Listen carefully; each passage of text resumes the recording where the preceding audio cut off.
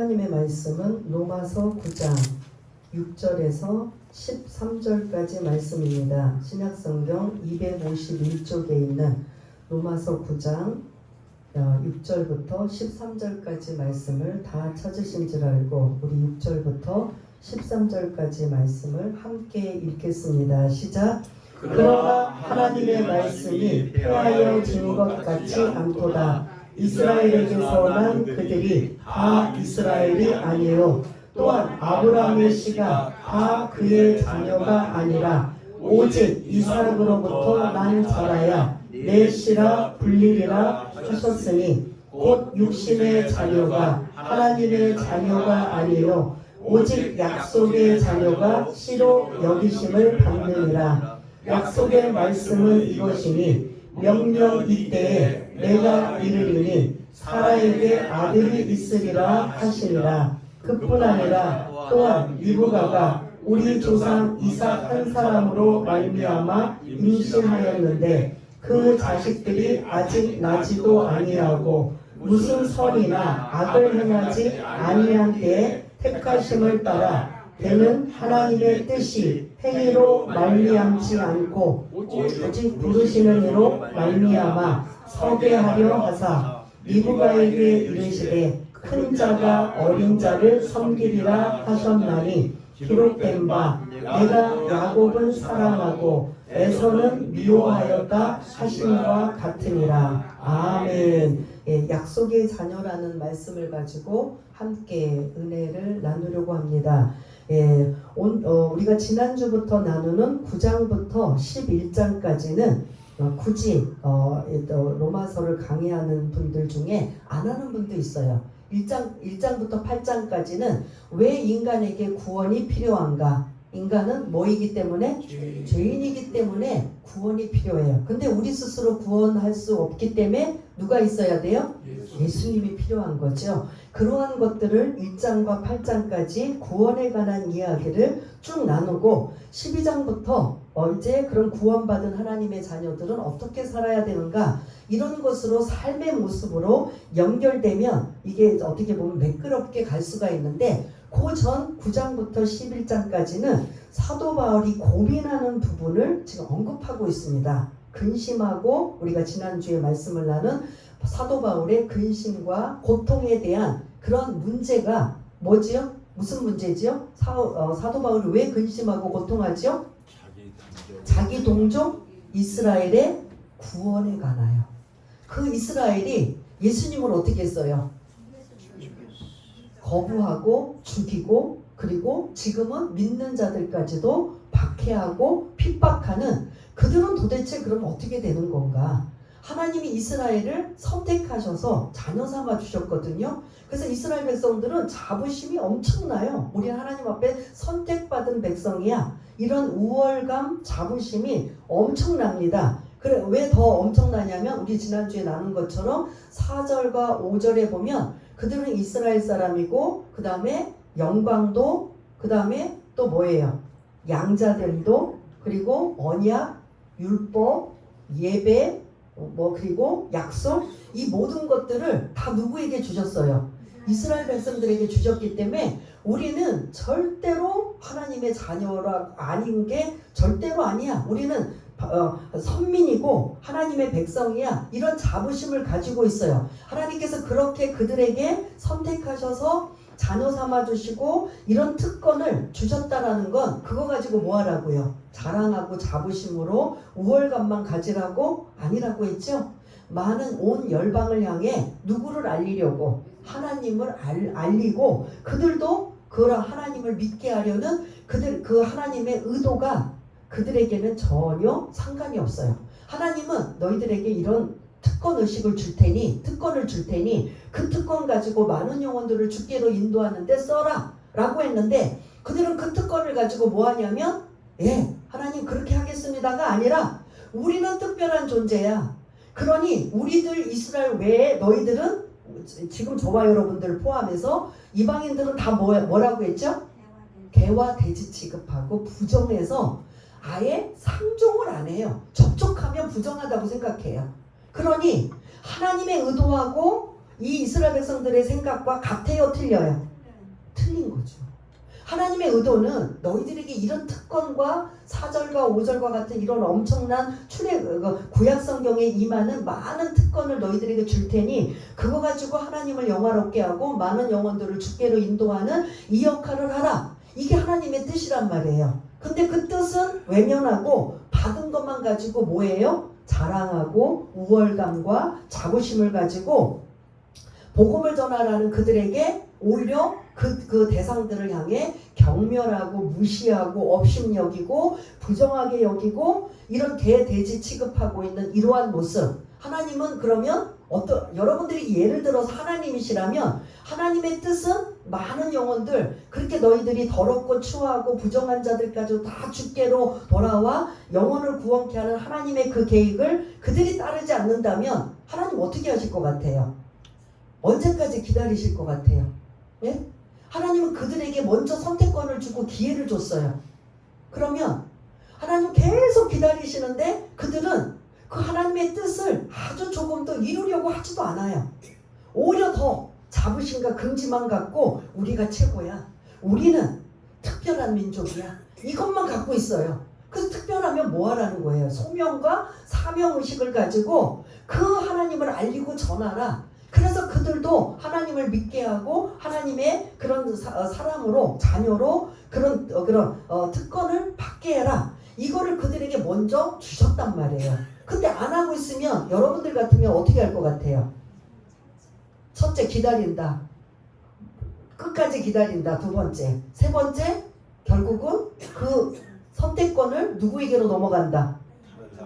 그러면 뭐예요? 1, 2, 3번 중에 여러분들 생각은 뭘 것 같아요? 여러분들이 만약 하나님이시라면 이거 아무리 기다려도 더 못된 짓만 하네.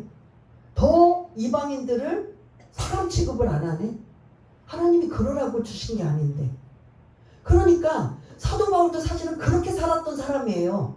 그런데 사도 바울이 예수님을 만난 이후부터는 그 생각이 완전히 바뀌어진 거예요. 아, 하나님의 뜻이 이거구나. 그때 알은 거예요. 하나님 만나고 나서. 그러니 자기 동족이 지금도 계속 이 성경에 로마서를 기록할 때는 지금부터 2000년 전이고 2000년이 지난 지금까지도 계속 이스라엘 백성들은 선민의식만 갖고 있고 계속 그 특권만 자랑하고 있지 하나님의 뜻을 이루려고 한다 안 한다. 거기다가 더 거기서 태어난 예수님을 뭐하고 있다. 거부하고 죽이고 믿는 자들을 박해하는 데까지 하고 있는 그들을 언제까지 하나님은 기다리고 계시냐는 거죠. 아니라는 거죠. 그래서 그러한 사도 바울의 고민이 사실은 누구의 고민이라고 제가 말씀드렸어요. 우리들의 고민. 왜 우리들이 고민이에요? 우리들에게도 이 숙제를 줬단 말이에요. 우리에게 구원의 특권을 주셨단 말이에요. 그러면 이제 우리가 구원받았으니 이제 하나님의 자녀야. 이스라엘 백성들처럼 그렇게 자부심 갖고 우월감을 가지고 여기서 끝내야 되느냐? 그래야 돼요? 안 해야 돼요? 그런 하나님의 특권을 우리에게 주셨다면 그거 가지고 뭐 하라고요? 내 사랑하는 가족, 안 믿는 가족들, 이웃 친지 그리고 많은 사람들에게 뭐 하라고요? 복음을 전하라고. 이걸 우리들도 이스라엘 백성들처럼 똑같은 지금 그런 특권을 주셨는데 우리도 안 하고 있으면 어떻게 될까요? 결국은 주님 앞에 섰을 때나 언제나 이게 이제 반드시 그런 문제는 생길 것입니다. 그 문제에 앞서서 사도 바울이 고민하고 있는 동족 이스라엘이 이렇게 하나님 앞에 선택받은 백성임에도 불구하고 자녀임에도 불구하고 예수님을 거부하고 믿지 않는 이 부분을 늘 고민하고 이방 지역에 가서 복음을 전할 때도 늘 그런 동족 회당에 가서 유대인들에게 복음을 전하는 이런 일들에 거부를 당하고 무시를 당하고 매맞기도 하고 숱한 모욕을 당하면서도 또 늘 어느 곳을 가든지 동족 유대인들이 있는 곳에 먼저 복음을 전하는 이러한 일들을 늘 하고 있는 사도 바울의 이 마음속에는 하나님, 우리 동족 이스라엘은 어떻게 이렇게 예수님을 거부하고 배척하고 믿지 않습니까? 도대체 그러면 우리 동족 이스라엘은 구원이 임합니까? 안 임합니까? 이런 부분을 여러 가지로 하나님 앞에 매달려 기도하다가 하나님께서 나름대로 사도 바울에게 깨닫게 해주신 내용이 몇 장이다? 9장, 10장, 11장이다. 그래서 9장, 10장, 11장은 사실은 엄밀히 말하면 누구에 관한 구원 이야기예요? 이스라엘에 관한 구원 이야기. 또한 우리들에게는 우리 가장 사랑하는 사람들의 구원 이야기예요. 여기 계셔서 앉아 계시지만 사실은 내 남편, 아내, 그리고 내 사랑하는 자녀, 형제, 일가 친척이 믿지 않고 있다면 오늘 이 9장, 10장, 11장에 해당되는 그 대상, 사도 바울만 고민하는 게 아니라 우리들도 똑같은 고민을 가져야 된다라는 말씀을 가지고 오늘 이제 6절부터 말씀을 이제 시작하려고 합니다. 6절을 한번 읽었지만 읽어보겠습니다. 시작. 그러나 하나님의 말씀이 폐하여진 것 같지 않도다. 이스라엘에게서 난 그들이 다 이스라엘이 아니요. 아멘. 지금 이 6절에는 뭔가 질문이 있어요. 근데 그 질문에 지금 뭔가 감추어져 있고 6절은 그 질문을 우리가 충분히 유추해 볼 수 있는 이러한 지금 사도 바울이 지금 6절을 언급하고 있다면 하나님의 말씀이 폐하여진 것 같지 않도다. 이건 누구 대상으로야? 이스라엘 백성들에게 하나님의 말씀, 즉 언약, 하나님이 주신 4절과 5절과 같은 특권을 하나님이 주셨는데 그러면 그 말씀이 이제는 언제는 선택하시고 언제는 이제 폐하시는 건가, 버리시는 건가, 이 부분에 대해서 사도 바울이 궁금할 수밖에 없어요. 하나님 지금 몇천 년 동안 아브라함이 믿음의 조상으로부터 시작해서 그게 지금 아브라함부터 사도 바울이 오기까지 2000년이에요. 그리고 지금 이 본문에서부터 지금 우리들에게까지도 2000년이에요. 그러면 하나님 2000년 동안 이스라엘 백성들을 아브라함을 통해서 자녀 삼아 주시고 이런 특권과 이런 것들을 주셨는데 이제 그들이 예수를 거부하고 믿지 않으면 이제 그들은 폐하여지는 겁니까? 버려지는 겁니까? 이런 질문이 지금 6절에 담겨져 있는 거예요. 그러면 그런 질문을 제가 여러분들한테 하면 6절의 말씀을 근거로 해서 한번 대답해 보세요. 하나님, 그렇게 2000년 동안 아브라함 조상으로부터 시작해서 하나님이 택한 이스라엘 백성들이 예수님을 거부하고 죽이고 박해하고 믿는 자들까지 박해한다면 이제 그들을 버리시는 겁니까? 라고 하면 6절의 말씀으로 여러분들이 그 상반절을 대답해 보세요. 하나님의 말씀을 하나님의 말씀이 폐하여진 것 같지 않도다. 그럼 폐하여졌다는 거예요? 안 했다는 거예요? 여전히 하나님은 이스라엘 백성들을 향해 계속 이러한 말씀, 약속의 말씀 주신 것, 이런 것들을 늘 그들을 향해 갖고 계시다라는 거예요. 그런데 그 다음 구절이 이제 이게 문제인 거예요. 그 다음은 뭐예요? 이스라엘에게서 난 그들이 다 이스라엘이 아니요. 이건 뭐예요? 이스라엘 지금 하나님의 말씀이 폐하여진 것 같지 않도다라고 하면서 안 버렸어 라는 말씀이거든요. 그런데 버리지는 않았지만 이스라엘 백성들 100%가 다 그럼 무슨 말이에요? 이스라엘이 아니라는 거. 그렇죠. 100% 다 구원의 대상이 아니라는 거예요. 자기네들은 그러면 지금 이스라엘 백성도 놀랄 일이에요. 아니 우리가 2000년 동안 지금 이렇게 대대로 구원받았고 선민의식을 가졌고 하나님의 자녀인데 이스라엘이 다 이스라엘이 아니야. 100%다 이스라엘이 아니야.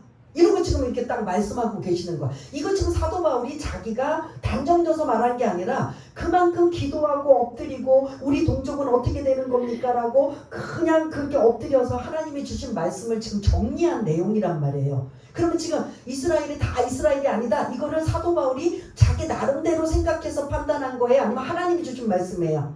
하나님이 주신 말씀이에요. 하나님의 말씀이 폐하여진 것 같지 않도다 라고 이렇게까지 했는데 그 다음에 이스라엘이 다 이스라엘이 아니다. 100%다 이스라엘이 구원의 대상이 아니다 라는 소리예요.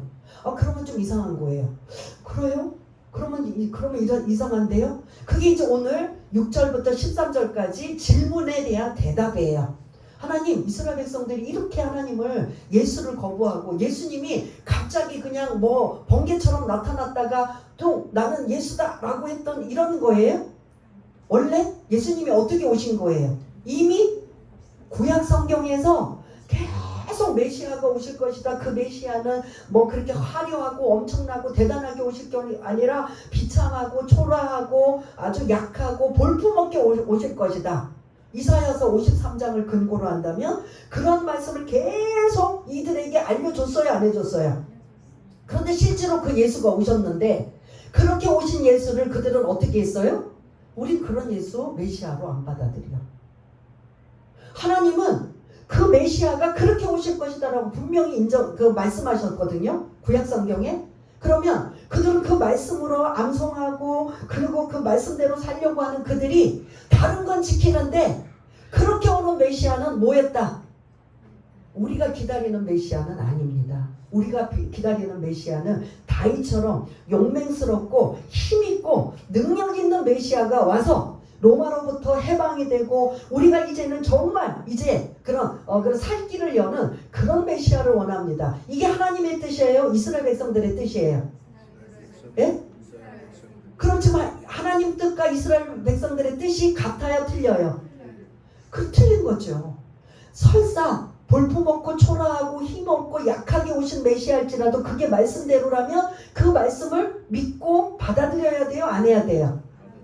근데 그들은 그렇게 안 했다는 거예요. 그럼 그들이 그럼 구원은 어떻게 된 거예요? 구원의 기회를 주었지만 구원의 기회가 이제 뒷부분에 나오지만 미리 말씀을 드리자면 구원의 기회가 누구에게로 넘어갔다? 이방인에게 넘어간 거예요. 계속 그들에게 혜택을 주고 먼저 선결권을 주고 먼저 선택권을 줬단 말이에요. 근데 그 선택을 하지 않아요. 거부해요. 외면해요. 그러나 하나님은 계속 그들에게 기회를 주다가 그 기회를 누구에게로 갔다? 우리들 이방인들에게 넘어간 거예요. 그러면 그렇게 됐다면 이스라엘은 그럼 다 버려진 거냐? 다 100% 버려진 거냐? 이스라엘이 아니 다 이스라엘이 아니오라고 한 건 이스라엘이 100% 구원받는 대상은 아니라는 소리예요. 그러면 먼저 대답을 드린다면 그들도 뭐를 해야 구원의 대상이 된다는 거예요? 예? 예수를 믿어요. 받아들여야죠. 우리처럼 믿음으로 그 예수를 나의 구세주로 받아들일 때 그들도 무슨 대상이 된다? 구원의 대상이 된다라는 소리예요. 그런데 이 이스라엘이 다 이스라엘이 아니오라고 할 때 이 안에 담겨진 건 어떤 이는 그 예수를 아직도 우리는 그 예수를 메시아로 인정하지 않겠다고 하면 그는 구원의 대상이 돼요, 안 돼요? 그러나 뒤늦게라도 그렇습니다. 우리가 뒤늦게라도 그 예수를 나의 구세주로 믿습니다 하면 그들은 구원의 대상이 돼요, 안 돼요? 된다라는 소리예요. 이 말씀이 지금 6절을 다시 한번 그런 생각을 하면서 그런 질문, 이스라엘을 버렸느냐? 하나님의 그렇게 선택된 이스라엘을 많은 영광과 양자됨과 언약과 약속과 예배와 제사와 이런 모든 것 계명까지 주셨는데 그럼 그들을 버리시느냐? 하나님의 말씀은 폐하여진 것 같지 않도다. 이스라엘이 다 이스라엘이 아니요. 여기까지 이해가 되시나요? 그런 말씀, 그 부분에 대한 거를 이제 7절부터 이제 예를 들어서 설명해요. 7절에 보면 누구 이름이 등장해요. 예, 7절 한번 읽어보겠습니다. 시작. 또한 아브라함의 씨가 다 그의 자녀가 아니라 오직 이삭으로부터 난 자라야 내 씨라 불리리라 하셨으니. 아멘. 아브라함의 씨 누구죠? 아브라함을 통해서 난 자녀가 누구 있어요? 오늘 본문에 7절에 보니까 이삭이 나와요. 근데 원래 첫째가 누구예요? 이스마엘. 그 다음에 없어요? 아브라함에게는 이삭과 이스마엘 둘밖에 없어요? 예? 또 있을까요? 없을까요? 또 있어요? 없어요? 큰일 났네. 아브라함이 노년에 구두라라는 첩을 들여서 이제 너무 이제 그 노년에 그 온기가 없으니까 젊은 이제 첩을 들여서 이제 여생을 보내게 했던 그 구두라를 통해서 아들이 몇 명 났을까요? 6명이 나왔어요. 그래서 미디안 그런 여러 가지 그 중동 지역의 그런 그 자녀들을 볼 수가 있는데 그럼 아브라함이 씨가 몇 명이에요? 엄밀히 말하면 아니요. 8명. 8명. 이스마엘, 그 다음에 이삭, 그리고 구드라에서 난 6명의 아들들. 그 총 8명. 그러니까 아브라함의 씨가 엄밀히 말하면 8명이에요. 근데 그 중에 이 지금 다 배가 틀려요, 같아요? 엄마가 틀려요. 이삭은 정실 부인 사라를 통해서 난 자녀고, 하도 이 사라가 애를 못 낳으니까 자기 몸종을 통해서 하갈을 통해서 난 첫째가 누구다? 이스마엘이에요. 그래서 하나님은 이스마엘을 통해 아브라함은 이스마엘을 통해서 족하고 만족하게 여기고 자기 씨니까, 그래서 그렇게 대를 이으려고 했는데 하나님이 그 이스마엘이 너의 자녀가 아니다. 약속의 자녀가 아니다. 그는 육신적인 자녀다. 그냥 육신적으로 우리가 이렇게 자연스럽게 그냥 그런 모든 이스마엘의 엄마가 그 하갈이라고 했잖아요. 하갈은 젊은 여자예요. 젊은 여자는 당연하게 아이를 낳을 수 있는 환경이 있어요, 없어요? 있어요. 그런데 사라는 몇 세에 낳았어요? 91세에 낳았어요. 말이 돼요, 안 돼요? 그런 약속의 자녀인 이삭만, 그 많은 씨 중에 이삭만 하나님이 약속한 자녀다라고 해요. 그러면 아브라함의 씨에서 7절에 보면은 아브라함의 씨가 다 그의 자녀가 아니다. 그렇게 치면 이제 8명이 나오죠. 근데 그 8명 중에 지금 그 8명이 다 한 엄마의 자손이에요? 아니에요? 아니에요. 세 여자를 통해서 지금 낳는데, 오직 누구를 통해서만 난 씨가 이삭으로부터 난 자라야만 너의 씨다. 이걸 지금 약속해 주시는 거예요. 그러면 그 다음 8절까지 읽겠습니다. 8절 시작. 곧 육신의 자녀가 하나님의 자녀가 아니요 오직 약속의 자녀가 씨로 여기심을 받느니라. 아멘. 지금 육신의 자녀, 아브라함의 씨 중에 육신의 자녀는 그럼 누구예요? 누구예요? 육신의 자녀. 지금 본문에서는 육신의 자녀와 약속의 자녀 두 가지로 분류하고 있어요. 그냥 자연스럽게 난 자녀는 육신의 자녀, 그냥 불가능한 중에 하나님이 특별히 그 약속으로 주신 자녀는 한 명밖에 없어요. 약속의 자녀는 누구다? 이삭 한 사람. 그리고 육신의 자녀는 나머지 몇 명? 7명은 다 육신의 자녀다. 그러면 지금 여기까지 말씀을 지금 했는데 그 다음 한번 그 연결이에요. 9절도 읽어보겠습니다. 시작. 약속의 말씀은 이것이니 명령 이때에 내가 이르리니 사라에게 아들이 있으리라 하십니다. 아멘. 지금 구두라는 사라가 이삭을 낳은 이후에 아주 더 뒤로 가서 6명의 아들을 낳았지만, 요때 이 지금 말씀할 때는 이스마엘과 이삭이라는 두 아들 중에 누가 육신의 자녀고 누가 약속의 자녀냐, 이거를 지금 언급하고 있어요. 그러면 지금 육신의 자녀는 누구다? 이스마엘. 약속의 자녀는 이삭이다. 그러면 지금 이스라엘 백성들이 쭉 2000년 동안 누구의 지금 이스마엘의 자손 같아요? 이삭의 자손 같아요? 예? 예? 이스라엘 백성들이 지금 자랑하고 선민의식을 갖고 아주 그냥 특권의식을 갖는 이들은 이스마엘의 후손이에요? 이삭의 후손들이에요? 이삭의 후손들이에요.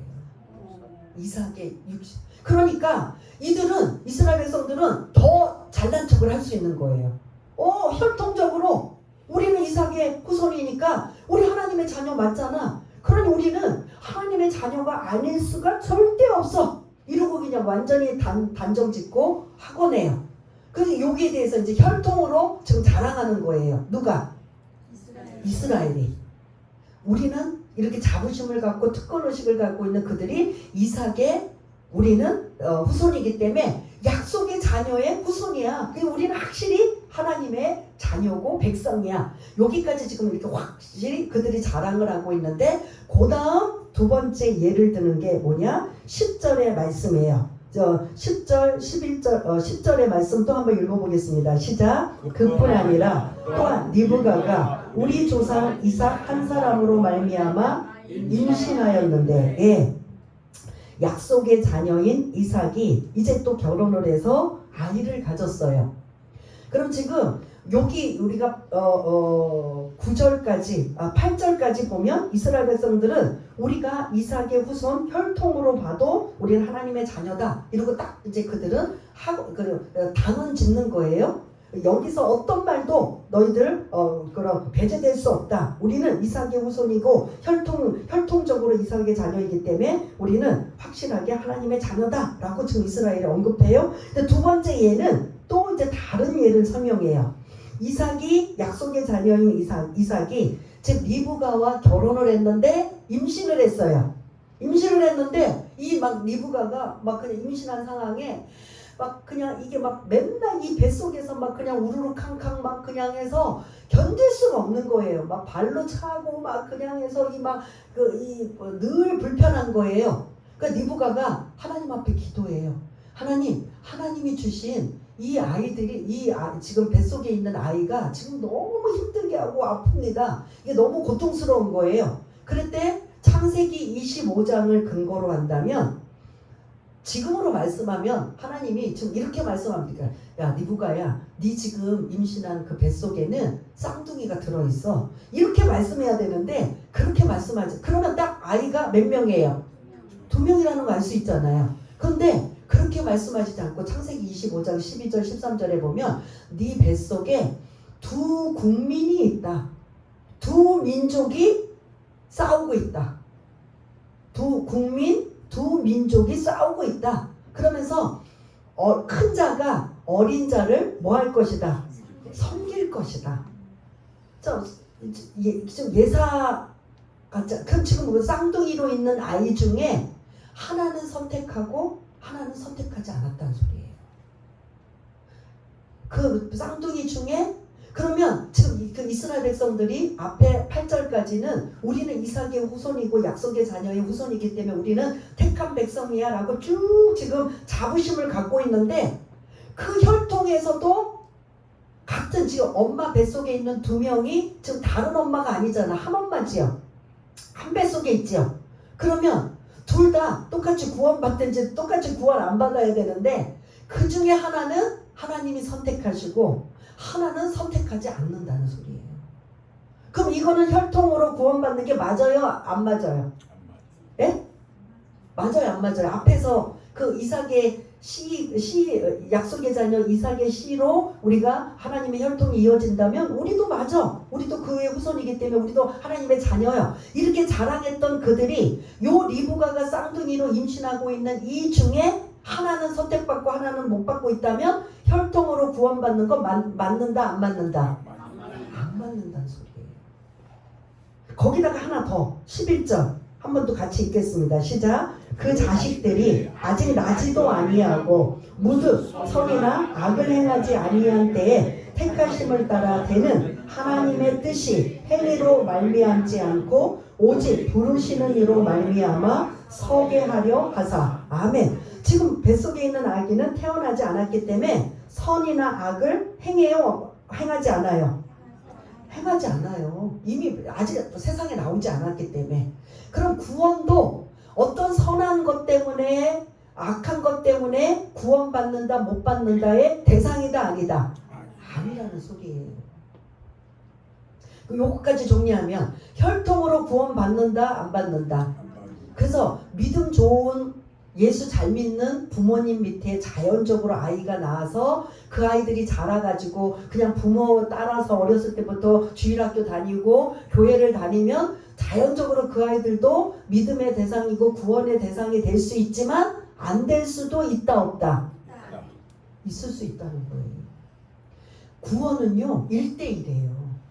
그냥 무더기로 그 가족이 그냥 개인적으로 고백해야만 구원이 임하는 거지 그냥 엄마의 믿음 때문에 아빠의 믿음 때문에 누구의 믿음 때문에 나도 덩달아 그냥 그렇게 그냥 휩쓸려서 구원받는다. 맞아요? 틀려요? 구원은 절대 아니에요. 구원은 1대1이에요. 아무리 좋은 부모 밑에서 태어나고 좋은 그런 믿음의 가정에서 태어나도 그 자녀는 또 1대1로 하나님과의 그런 구원의 관계가 이루어져야 되는 거예요. 그럼 지금 이스라엘 백성들을 쭉 지금 제가 이어서 말씀을 드리자면 이스라엘이 다 이스라엘이 아니다. 그 말씀이 좀 이해가 되시나요? 이전에는 이스라엘이 다 100% 하나님의 자녀고 구원받는 백성이라고 생각했어요. 근데 예수를 거부한 그들이 이제 그들은 이스라엘이 다 이스라엘이 아니다. 누구는 구원받고 누구는 구원받을 수 없는 상황이다. 그게 지금 쌍둥이 뱃속에 있는 에서와 야곱이 쌍둥이 이름이거든요. 에서와 야곱. 근데 그 중에 하나는 하나님이 택하시고 하나님은 뭐 하셨다? 택하지 않으셨다는 거예요. 그럼 이거는 우리의 선택의 여지예요? 아니에요? 구원은 전적으로 누구에게 달려있다? 하나님께 달려있다는 거예요. 그럼 지금 이스라엘 백성들이 아니야 라고 해도 지금 쌍둥이로 있는 에서와 야곱을 예를 들자면 그들은 이제 강조할 수 있어요? 없어요? 우리는 하나님의 자녀야. 혈통으로 보거나 우리 조상으로 보거나 우리는 대대로 이어졌기 때문에 우리는 무조건 하나님의 자녀야 라는 게 맞아요? 틀려요? 틀려요. 혈통으로도 아니에요. 구원. 선과 악을 행하는 이런 것으로 기준도 아니에요. 이제 이 아이들이 나와요. 태어나요. 그래서 먼저 나온 아이가 에서예요. 나중에 나온 아이가 야곱이에요. 그럼 어머니 뱃속에서 이 아이 하나님이 니브가 임신하고 있을 때 하나님은 누구를 택하신다고 암시해주고 있어요. 큰 자가 어린 자를 섬길 것이다. 그럼 누가 주인공이 된다는 거예요? 작은 자. 그 어린 자, 작은 자는 나중에 태어난 자가 누구예요? 그게 야곱이에요. 에서가 먼저 나오고 그 발뒤꿈치를 잡고 뒤이어 나온 아이가 야곱이에요. 그럼 엄마에게 미리 낳기도 전에 하나님이 말씀하신 그 선택권은 누구에게 있다? 뒤에 어린 자인 야곱에게 하나님이 선택하셨다는 소리예요. 근데 우리 인간적으로 보면은 우리가 성경을 좀 알고 있는 분들 보면 에서는 하나님을 선택하진 않았지만 영웅스럽고 용맹하고 남성스럽고 이래요. 근데 야곱은 어때요? 똑같은 남자아이인데 야곱 얍삽 빠르고 어떻게 하든 엄마 옆에 서서 자기 복을 빼앗으려고 그냥 전전긍긍하고 소극적이고 그리고 어떻게 보면 그 아이의 이름이 사기꾼이라는 뜻이에요. 근데 반대로 선택받지 못한 에서는 아주 용맹스럽고 남성답고 그런 호기스러운 이러한 모습을 볼 수가 있는데 이 야곱은 아주 여성적인 이미지의 이런 부분들을 갖고 있는 이런 걸 볼 수가 있는데 구원은 얍삽 바르고 뭐 사기꾼 같고 도둑놈 같고 무슨 해도 그건 우리의 기준이지 하나님은 그럼에도 불구하고 선택한다라는 말씀이에요. 우리가 보니까 저 사람은 착한 일도 많이 하고 법 없이도 살 것 같고 저 사람은 우리가 봐도 그래도 인정해. 그런 사람이 당연히 구원받아야 돼. 그건 우리의 생각이고 하나님이 선택하시는 기준은 그런 거에 있다 없다. 그럼 왜냐하면 오늘 본문에 혈통으로도 아니다. 선과 악으로도 구원의 대상이다 아니다. 이미 에서와 야곱은 태어나기도 전에 하나님이 선택하셨다는 소리예요. 그렇다면 우리가 로마서 8장 지지난주에 3주 전에 구원의 가정에 관한 말씀을 드렸어요. 가장 먼저 하나님이 뭐 하셨다고 했죠? 하나님이 예지, 우리를 먼저 아시고 그 다음 단계 뭐라고 했어? 예지 다음 우리를 정하시려고 작정하셨다. 예정. 그 다음 그리고 부르셨다. 그 다음 그 부르심에 우리가 뭐한다? 반응을 믿겠습니다 하면 그게 의롭다 여김을 받는 칭의예요. 그 다음 이제 우리는 어떻게 살아야 되는가? 성화가 있고 그 다음 하나님이 우리를 그렇게 구원받은 자녀들을 영화롭게 한다. 이걸 좀 쭉 보면 내가 그 주님을 믿겠습니다. 그 전까지는 누구의 선택권에 있어요? 예지와 예정과 소명은 다 앞질러 누구의 선택권이에요? 내가 하는 거예요? 우리 인간이? 하나님이 하시는 거예요. 오늘 이 말씀에 전적인 그런 하나님의 선택 주권은 하나님 앞에 달려있다는 소리예요. 그러면 우리가 이제 새벽에 에베소서 말씀을 나누는데 에베소서 1장 4절에 보면 창세 전에 그리스도 예수 안에서 우리를 택하시고 언제 택하셨다는 거예요? 그 우리가 난자와 정자가 합쳐서 생명이 만들기 전부터 하나님은 우리를 뭐 하셨다? 이 선택권은 누가 있는 거예요? 하나님이 다. 그러면 이제 여러분들이 개인적으로 소그룹을 하나 궁금하실 때 보면 그럼 이스라엘의 부분에 대한 질문이 많이 나올 수 있어요. 이 설명을 이제 드리다 보면 예지, 예정, 그러면 이것도 다 하나님이 사실은 선택하셨는데 이스라엘은 어디에 걸릴까요? 부르심에 사실은 걸린 거잖아요. 예지, 예정이 하나님의 선택의 주권에 달려있다면 그 다음 단계가 뭐라고 했어요? 부르심 소명이에요. 그래 너희들 예수 믿어. 그 예수가 왔어. 그러면 그 예수를 믿느냐 안 믿느냐에 따라 구원받느냐 안 받느냐의 차이가 있다라는 거죠. 하나님 뱃속에 있는 에서는 억울하지 않습니까? 여러분들 그런 생각도 할 수 있어요. 아니 내가 무슨 악을 행한 것도 아니고 뭐 어떻게 될지도 모르는데 내가 하나님을 선택할 수도 있는데 이런 구원관이라면 어떻게 에서는 하나님이 야멸차게 버리시고 야곱만 선택하셨습니까? 이런 질문도 여러분들 사실은 고민할 수도 있는 거예요. 난 아무것도 안 했는데 나는 왜 선택이 안 됐지?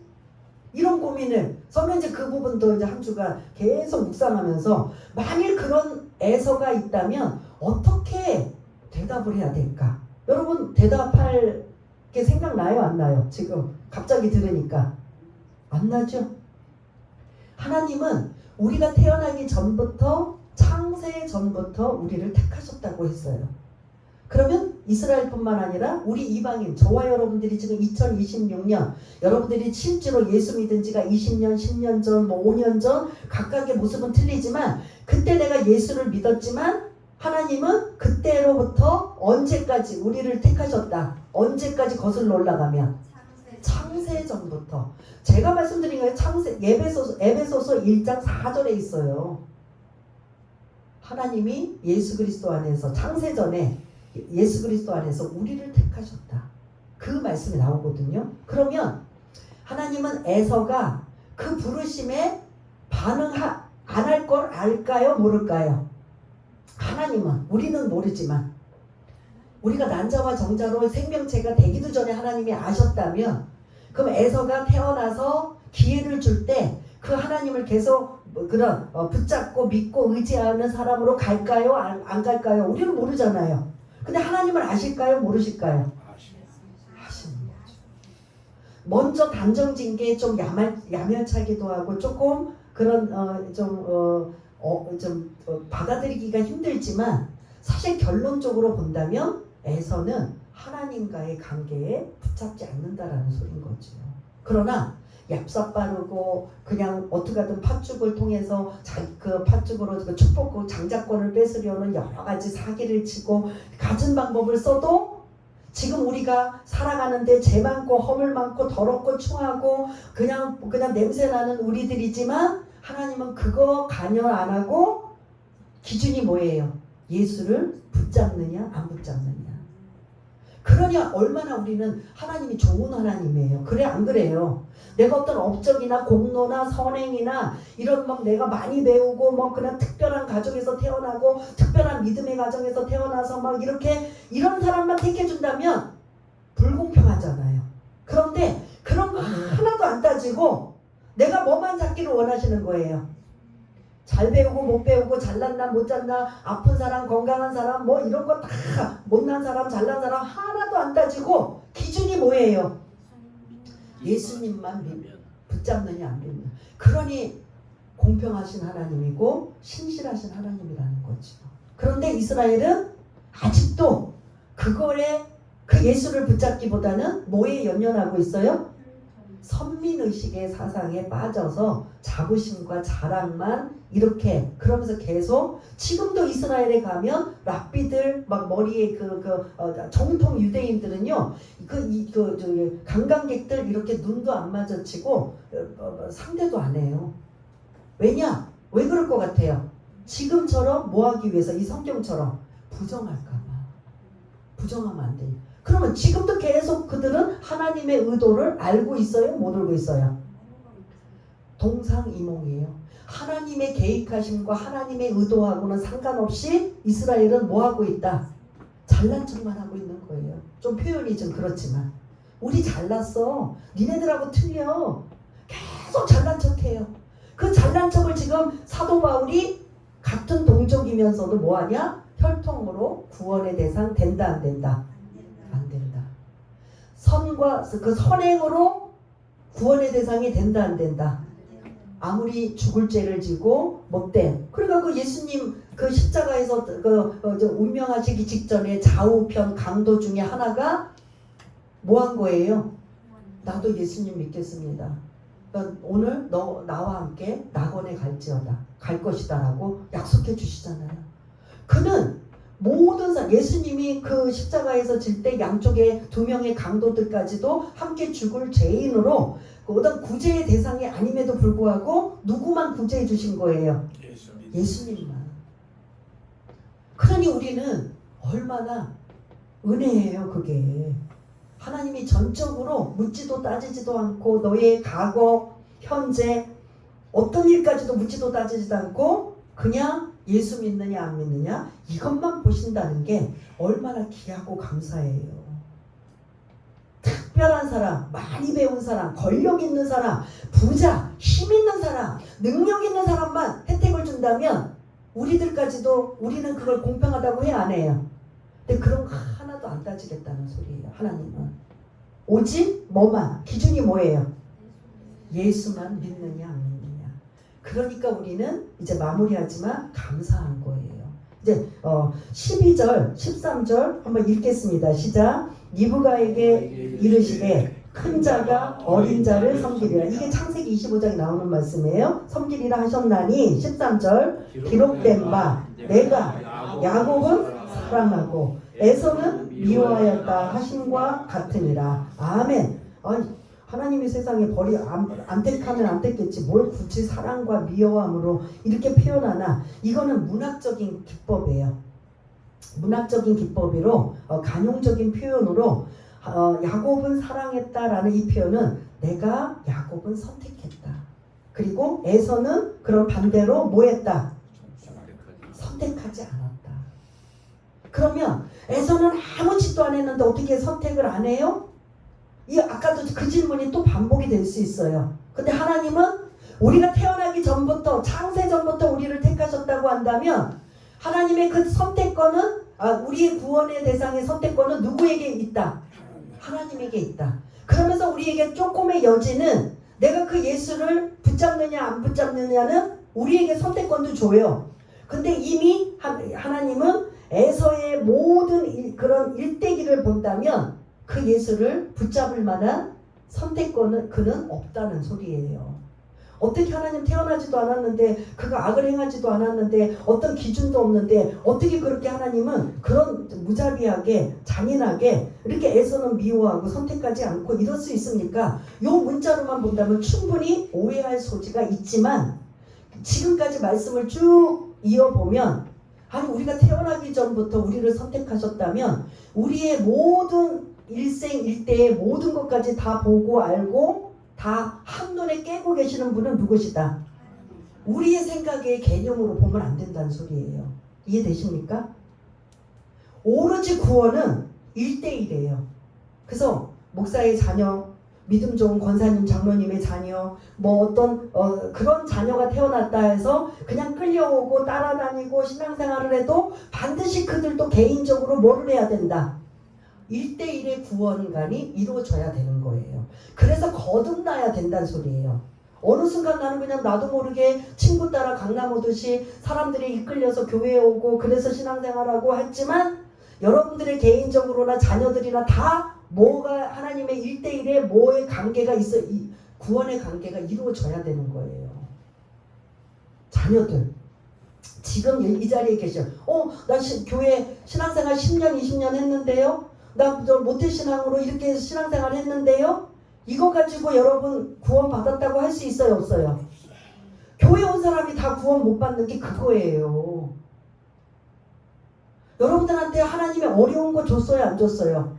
니네 선행을 많이 해야 돼. 많이 배워야 돼. 업적을 많이 쌓아야 돼. 그리고 전도도 많이 해야 돼. 그리고 뭐도 많이 해. 조건 달았어요? 하나님이 구원의 조건을?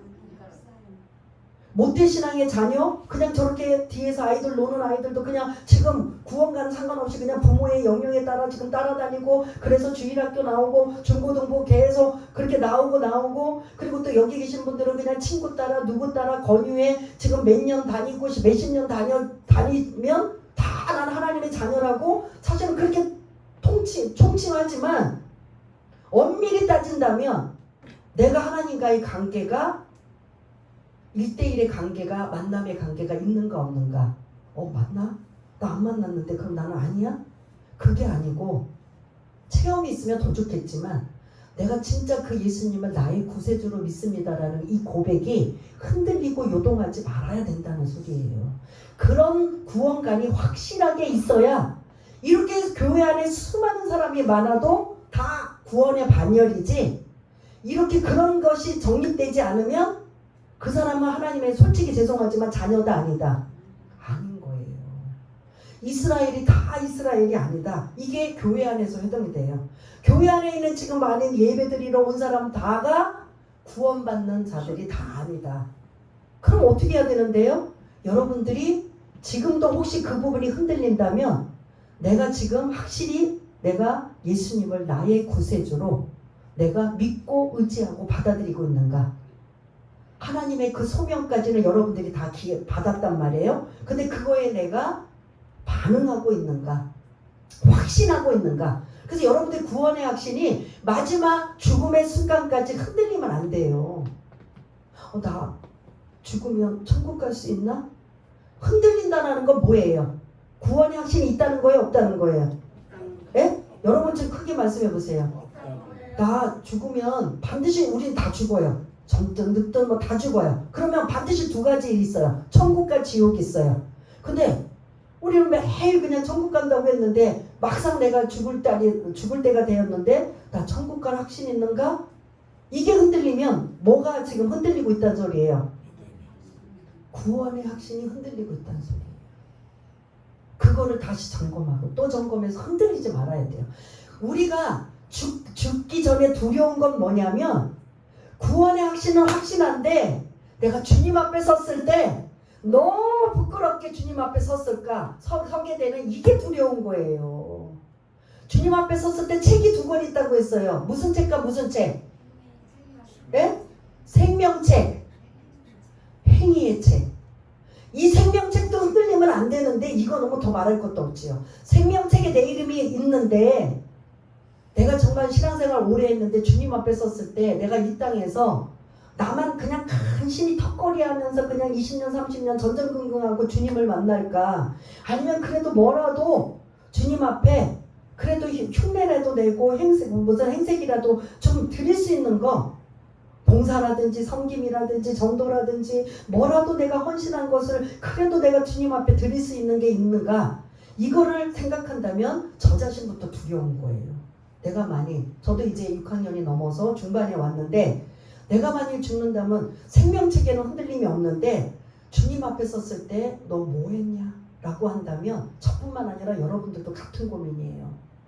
왜냐하면 지금은 감각도 없고 뭐 그런 거에 대한 뭐 이런 깨달음도 없지만, 신실하시고 거룩하시고 그 정말 음성만 들어도 그냥 막 너무 좋은 그 주님을 내가 실제로 만날 때는 내가 이 땅에서 정말, 그래서 사도 바울이 목숨 걸고 영혼 구원하는 거예요. 여러분들한테 영혼 구원을 목숨 걸고 하라는 게 아니라, 사도 바울은 사명이 그거기 때문에 목숨 걸고 주님 앞에 만났을 때 내가 의의 면류관을 받을 것이라고 하잖아요. 그것처럼 여러분들도 내가 가장 흔들리지 말을 건 구원의 확신, 그리고 이제 또 다음 단계는 내가 주님 앞에 만났을 때 내가 어떤 모습인가? 부끄럽고 초라해서 그냥 숨을 것인가? 아니면 주님, 그래도 믿음 가지고 하나님의 은혜로 이렇게 살았습니다라고 고백할 수 있는 그런 우리의 모습인가?